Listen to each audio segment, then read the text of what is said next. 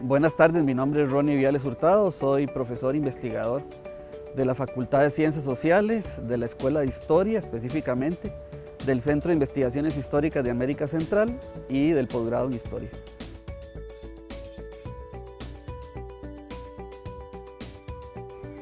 Creo que en la Universidad de Costa Rica, a pesar de que no hay un proceso de formación de investigadores e investigadoras, sí hay una práctica que lo va orientando a uno a convertirse en evaluador, que pasa desde la formulación de un proyecto o la inscripción de un proyecto de tesis, el desarrollo de una investigación de tesis, ¿verdad?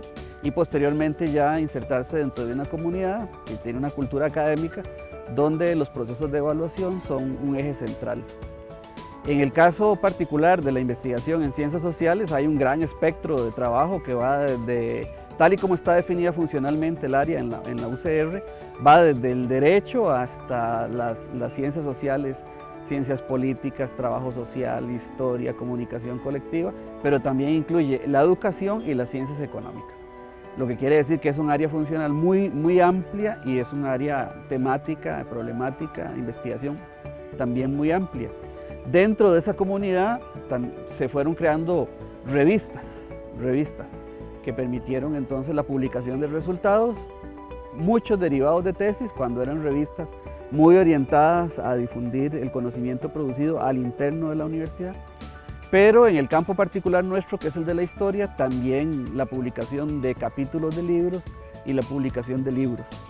Por lo tanto, una vez que uno se va insertando dentro de esa comunidad académica, se va incorporando a esos procesos de validación del conocimiento y así es como se va convirtiendo en evaluador o evaluadora.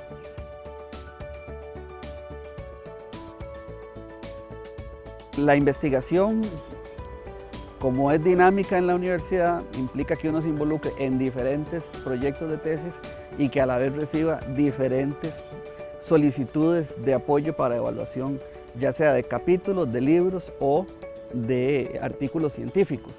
Dicho sea de paso, también se involucra uno en la producción de este tipo de material.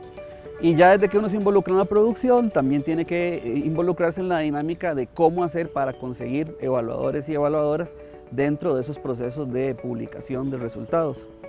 Entonces, sin tomar en cuenta las tesis, digamos, y sin tomar en cuenta la producción propia, yo diría que por semestre más o menos uno recibe unas 3 o 4 solicitudes de evaluación de artículos científicos, de capítulos o de libros. Eso quiere decir que la dinámica general dentro de lo que esto se inserta, como es internacional, también tiene un indicador importante y es que por lo menos el 50% de esa producción es en otros idiomas y básicamente en inglés. Por lo tanto, hay que tener una destreza, no necesariamente un conocimiento, digamos, completo de otra lengua, que sería lo idóneo, pero sí por lo menos esa destreza del dominio instrumental de un idioma que permita evaluar de manera más detallada, más concisa, pero también de manera más consecuente ese material que viene de otras latitudes.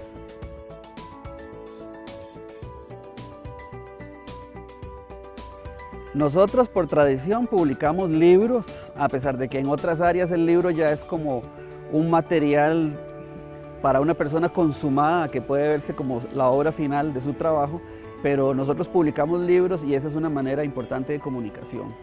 Pero evidentemente también hemos introducido la dinámica de las publicaciones colectivas editadas.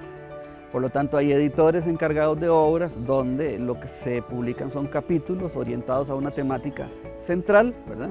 Ya no solo el libro individual, que era como una tradición que dichosamente se mantiene, pero dichosamente también se ha venido superando, y los artículos científicos. Yo diría que entre libros y artículos estamos más o menos en este momento en un 50% para cada uno de ese tipo de producciones.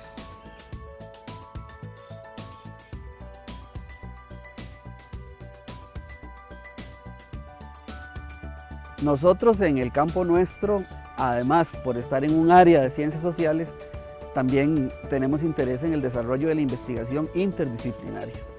Quiere decir que también nos hemos vinculado con procesos de publicación de resultados de investigación, donde tenemos colegas que no necesariamente tienen una formación de base en historia, pero que sí trabajan con una perspectiva temporal o de trayectoria en sus trabajos.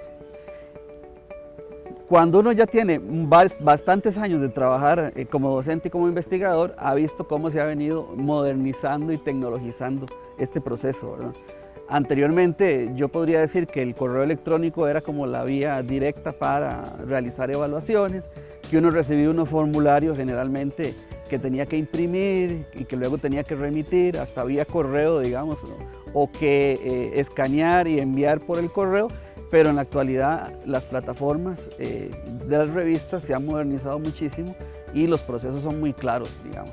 Entonces, aunque uno recibe la invitación a evaluar por medio de un correo electrónico, pareciera que la normativa o la tendencia actual es a decir que sí primero, y una vez que uno dice que sí, cuando le envían un resumen o el título del trabajo que se piensa evaluar, entonces entra en una segunda etapa del proceso donde ya uno se tiene que inscribir en una plataforma, ¿verdad? Y como revisor, y generalmente ya cuando se inscribe como revisor recibe el material y le otorgan el plazo que la revista considera conveniente para. En el caso de los capítulos y de los libros, el proceso es un poco diferente porque no hay plataformas para generar libros. Los libros se pueden generar o en una editorial o en un sistema editorial que va a tener un proceso de evaluación un poco más convencional, donde a uno le remiten la obra. Primero lo contactan, evidentemente, luego le remiten la obra, pero muchas veces esa obra viene en papel o viene digitalizada, donde básicamente lo que se hace es suprimir el nombre de la persona autora y todo aquel rastro de la persona autora que pueda venir en la obra, y posteriormente uno devuelve con observaciones ese material. Los sistemas de evaluación también se han modernizado mucho. Nosotros, por ejemplo, tenemos una revista que edita el Centro de Investigaciones Históricas de América Central en coordinación con la Escuela de Historia y también con apoyo del posgrado en Historia, que es una revista de acceso abierto. Por lo tanto, ahí el proceso de revisión, a pesar de que puede ser doble ciego, también es abierto, en el sentido de que nuestra plataforma potencia la posibilidad de esa interacción entre los evaluadores y la persona autora. Y conforme se va avanzando en el proceso, entonces vamos cumpliendo etapas que finalmente llevan a la publicación del trabajo. Internacionalmente, yo diría que las revistas de acceso abierto tienen esa flexibilidad, pero que la mayoría de revistas científicas se orienta al doble ciego.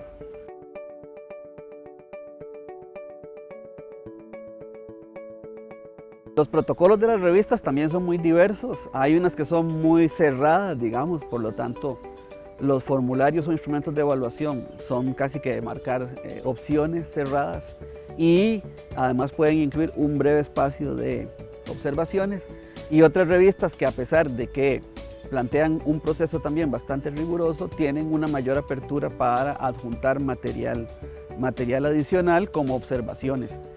Yo aquí quiero refrendar que los procesos de evaluación son fundamentales para construir nuevo conocimiento, porque son parte de la validación de ese conocimiento científico. Y científico aduzco aquí que tiene una visión muy general, en el sentido de que es la producción de cualquier tipo de conocimiento basado en evidencia, y además construido de manera sistemática y donde esa sistematicidad es evidente. Entonces, esos formularios también, dependiendo del tipo de publicación, si manejan datos cuantitativos, esa parte cerrada y la evaluación de los métodos y de los datos van a ser dos procesos paralelos. Otro tipo de revista que se orienta más a temas vinculados con la cultura, con las subjetividades, entonces la parte metodológica no es tan rigurosa, sino más bien la parte de interacción en términos de mejoramiento. Y ahí los formularios tienen un mayor espacio para incluir observaciones.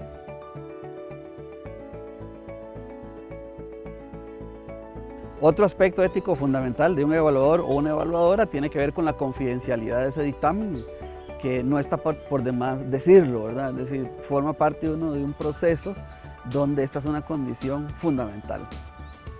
Y evidentemente hay que poner en una balanza lo que puede ser, por una parte, esa confidencialidad vista como algo encriptado, y el fin último de la investigación, que me parece que es la motivación principal para desarrollar una carrera de investigador o investigadora. Evidentemente nosotros trabajamos para producir nuevo conocimiento, pero más allá de eso, es fundamental también colaborar con la construcción del bien común, aunque es muy difícil, pero tenemos que buscar formas para llegar a esto. Y es la manera más directa que se puede hacer, que se puede lograr esto desde una universidad, tiene que ver con una transferencia de conocimiento hacia la sociedad, pero que sea de carácter inclusivo. Creo que esa viene a ser nuestra principal misión en la actualidad. Es decir, que finalmente la sociedad valide lo que estamos haciendo y que nosotros finalmente le estemos también dando respuestas, no a toda la problemática que la sociedad pueda tener, pero sí a los problemas fundamentales que puedan plantear hacia la investigación en las universidades públicas.